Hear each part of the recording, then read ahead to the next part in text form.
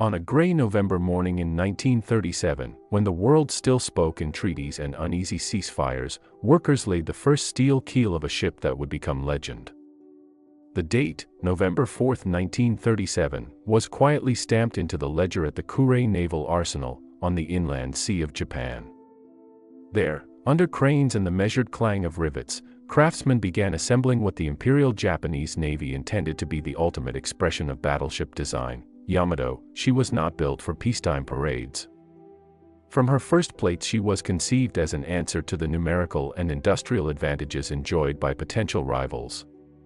Japanese naval architects collapsed the limits of scale into steel. Yamato would carry the largest naval guns ever mounted, the heaviest armor ever concentrated on a single hull, and a hull so massive that, when complete, she would dwarf nearly every capital ship afloat. The ascension of her hull was methodical and ceremonial.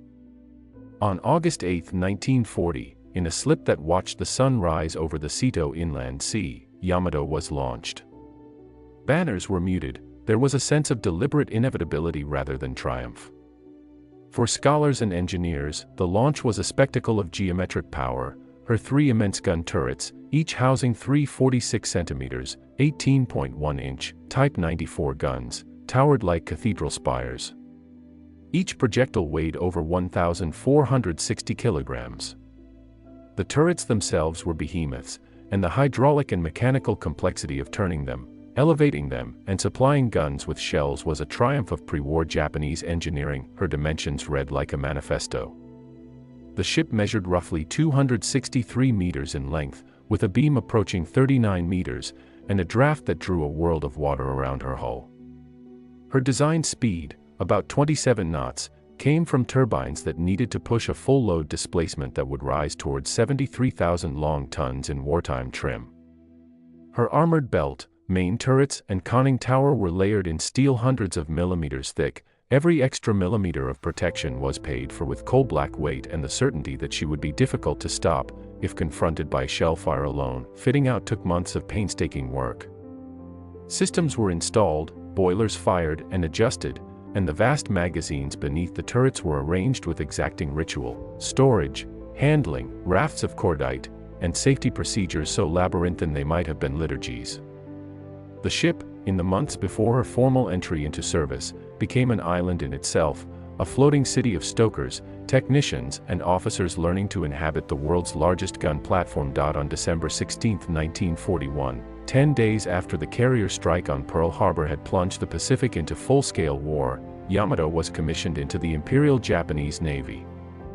Her arrival into active service at that moment felt almost ceremonial. Japan had already set the Pacific ablaze, and yet the battleship remained a symbol of something older, of fleet action, of decisive battleship duels at which nations proved their mettle. Her early months were a study in contradictions. The age of the battleship, which naval doctrine had elevated for decades, was beginning to meet a new reality: air power. The great carrier fleets, demonstrated with ruthless force at Pearl Harbor and elsewhere, were altering the grammar of naval warfare even as Yamato slid down the ways into the cold water and began to learn her sea legs.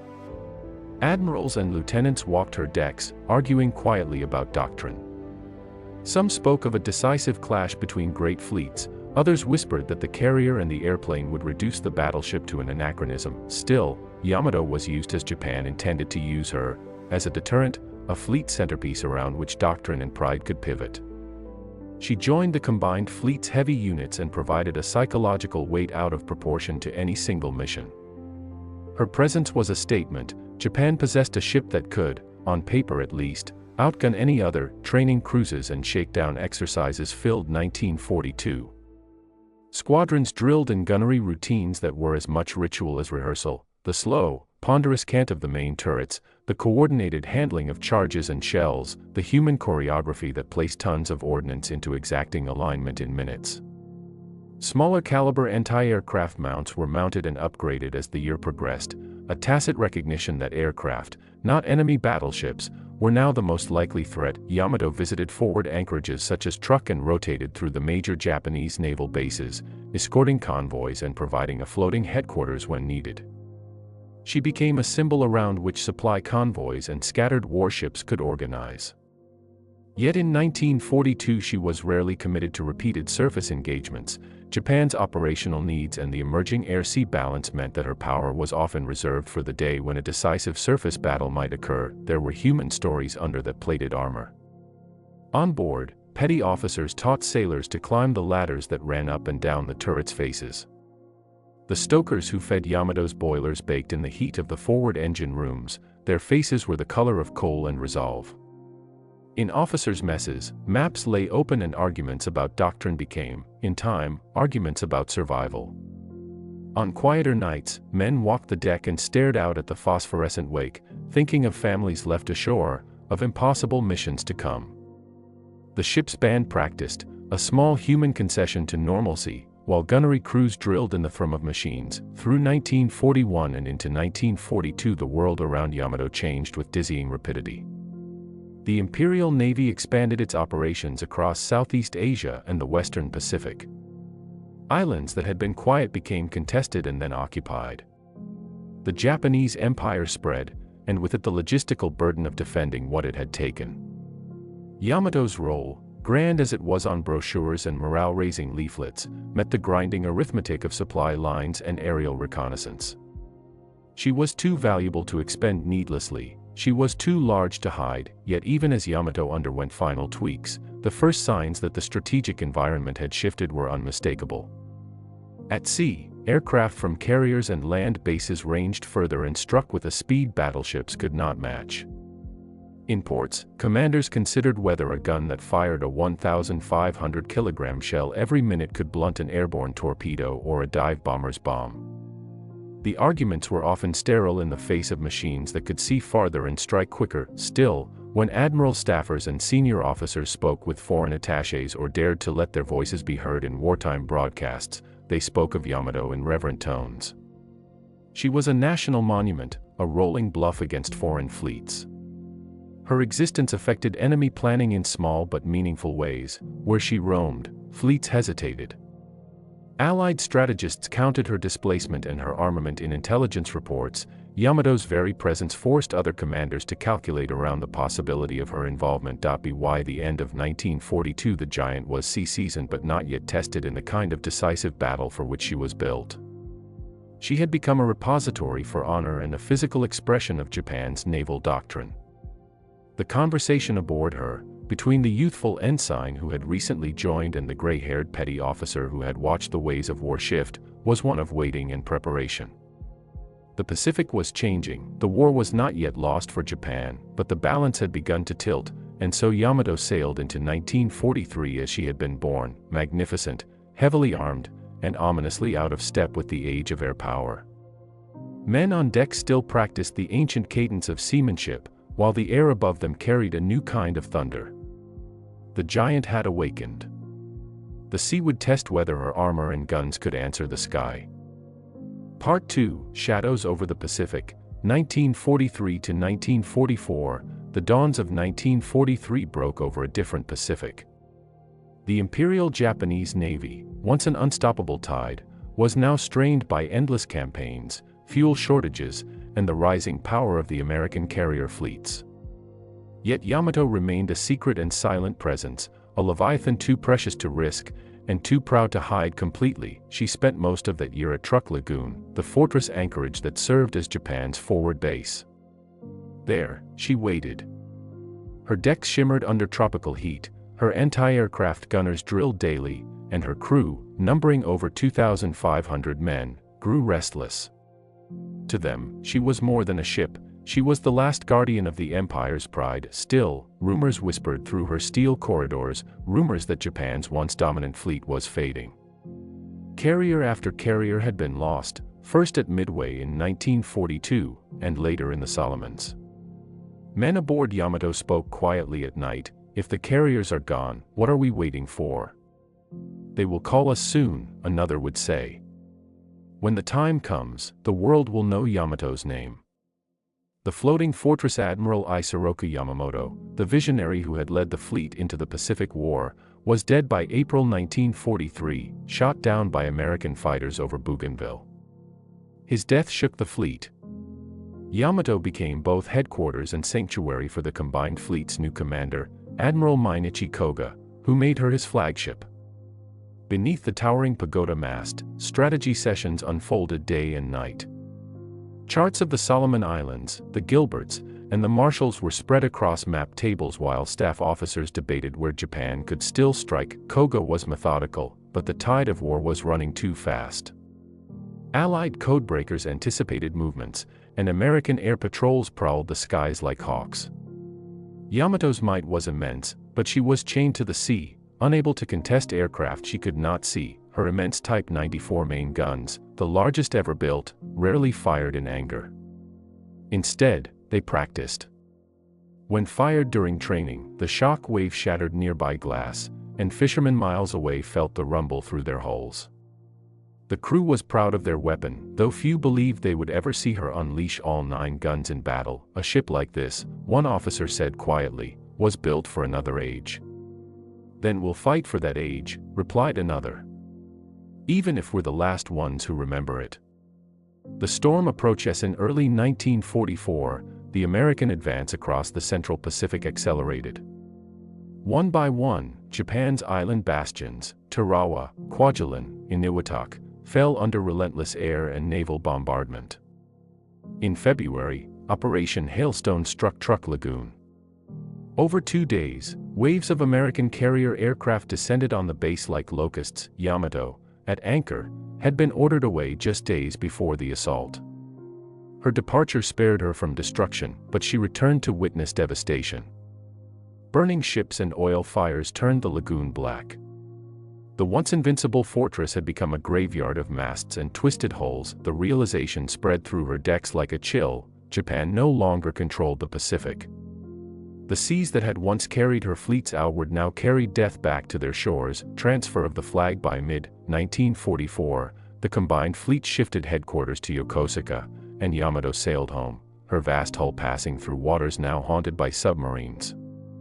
The U.S. Navy's undersea hunters prowled the shipping lanes, and Yamato's escorting destroyers were constantly alert, hydrophones searching for the hum of enemy screws beneath the surface. Fuel was scarce, each voyage was a calculated risk. Her engines, capable of driving her to 27 knots, were seldom pushed beyond 20 to save precious oil. Sailors whispered that the mightiest battleship in the world was now trapped by her own hunger. In April 1944, Admiral Somo Toyoda replaced Koga as commander of the combined fleet after Koga's plane vanished in a storm over the Philippines.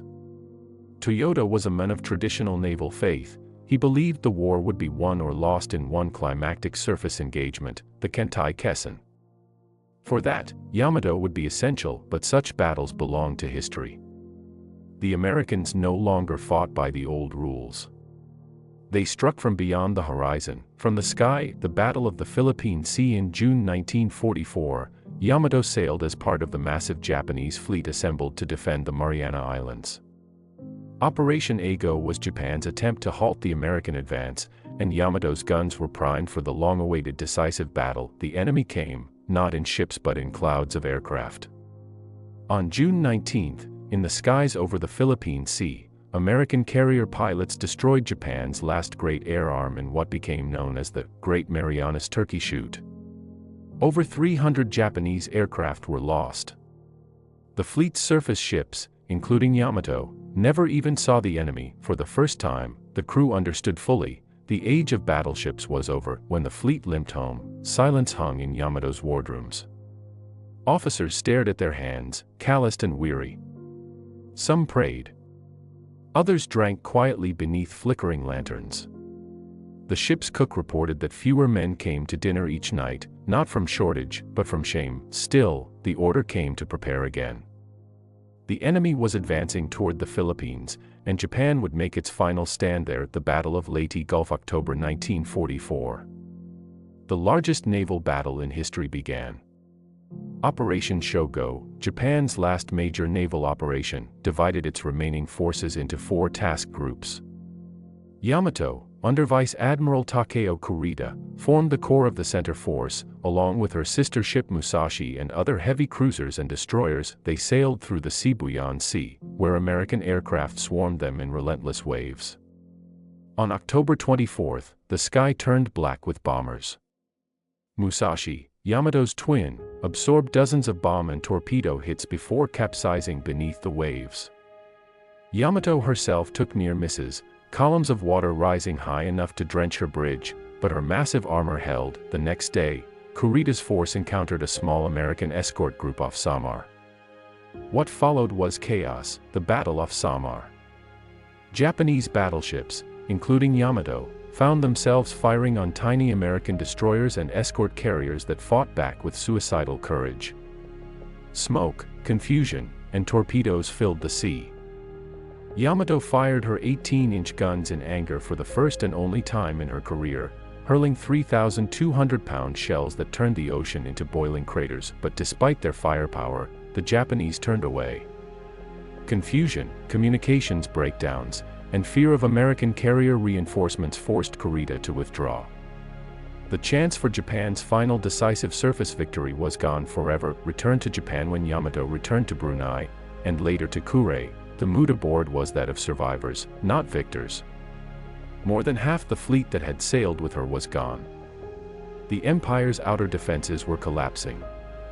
Air raids struck Japanese ports almost daily. The men still polished her brass and tended her engines, but they knew the world they had been built to fight for no longer existed. I in the wardroom, one of her gunnery officers wrote in his diary, "We are relics of another era, sailing through the ashes of our own glory. Yet still, the Emperor commands, and we obey." As winter fell over Japan in late 1944, Yamato's fate began to take shape. The next time she sailed, it would not be for glory, but for death. Part 3, The Final Voyage, April 1945. The winter of 1944 turned to spring, and with it came the final act of Japan's once mighty navy. The empire was burning. Tokyo lay in ruins from American firebombing, the skies belonged to the enemy, and across the East China Sea, Okinawa had become the last battleground before the Japanese homeland itself. By April 1945, the war had reached a point where hope was no longer strategy, only sacrifice remained. It was then that the Imperial Navy conceived Operation Tengo, a desperate and tragic plan. Yamato, the world's largest battleship, would sail to Okinawa with a handful of escorts. She would beach herself and serve as a stationary fortress, firing her last shells in defense of the island. It was a mission with no fuel for return, and everyone aboard understood what it meant. "We are to fight until we run out of ammunition," one officer noted quietly in his log, "and then we are to die." The last orders on April 5, 1945, Vice Admiral Seiichi Ito, commander of the Second Fleet, gathered his senior officers aboard Yamato. The order from Imperial headquarters was blunt: proceed to Okinawa. Engage the enemy. Sacrifice yourself for the Emperor. Admiral Ito, a stern and thoughtful man, had opposed the mission at first. He knew the American fleet ruled the skies and seas. But the pressure from Tokyo, and the old code of Bushido, left him no room to refuse. That evening, he addressed his officers in the wardroom, "Gentlemen, this mission is one way. But let us not call it suicide. It is the ultimate duty of a warrior, to die in service of the Emperor and for our nation." There was no applause, only silence. The men bowed deeply, preparing for death. The next day, Yamato's crew, 3,056 officers and sailors, made their quiet preparations. Letters were written, folded neatly, and handed to shore personnel who would deliver them to families once the ship failed to return. Some men shaved their heads, others polished their swords. A few laughed and played dice, pretending courage in the face of what they knew. A young sailor named Masao Kuroda later recalled, "There was no fear left in us. Only a strange calm. We all knew that tomorrow, we would meet our ancestors." Supplies were loaded, food for only a few days, ammunition for one last fight. Fuel was scarce. Japan could spare only enough oil to reach Okinawa at full speed, not to come back. The sailors joked darkly that Yamato's engines would burn her own blood, the last oil of the Empire. In the early hours of April 6, 1945, Yamato's great anchor lifted from the mud of Kure Harbor. Her engines rumbled to life, shaking the harbor walls. Accompanied by the light cruiser Yahagi and 8 destroyers, she turned her prow south. As she passed under the gray dawn, those left on shore stood in silence. They did not cheer. They bowed. Into the south the flotilla steamed through the Bungo Strait, heading into open water. The plan was simple and hopeless. Yamato would charge toward Okinawa, draw the American fleet's attention, and buy time for Japanese kamikaze units attacking the invasion forces. By dawn on April 7, the weather had turned fair, calm seas, good visibility. The Americans could not have asked for a better day to hunt. Unbeknownst to Admiral Ito, U.S. submarines had already spotted his force, and by early morning, American carrier groups had launched hundreds of aircraft. At 10 a.m., Yamato's radar picked up distant echoes. At 12:20 p.m., Lookout saw dots on the horizon, swarms of aircraft glinting in the sun. The battle that would end her began. The first wave, the 1st American Strike Group, dive bombers and torpedo planes from Task Force 58, came roaring in low over the sea. Yamato's gunners opened fire, filling the air with black clouds of flak. The ship's 127mm dual-purpose guns thundered, and the smaller 25mm machine guns rattled in desperate rhythm. The sky became a wall of explosions. The ship's anti-aircraft crews fought like men possessed, many firing until the barrels of their guns glowed red. Then came the hits. At 12:41 p.m., the first torpedo struck Yamato's port side, near her boiler rooms. The ship shuddered. Alarms screamed through the corridors as water flooded in. Damage control parties raced to seal bulkheads. For the moment, she stayed afloat. More bombs struck minutes later, one detonating near the aft turret, another slicing through the deck beside the bridge.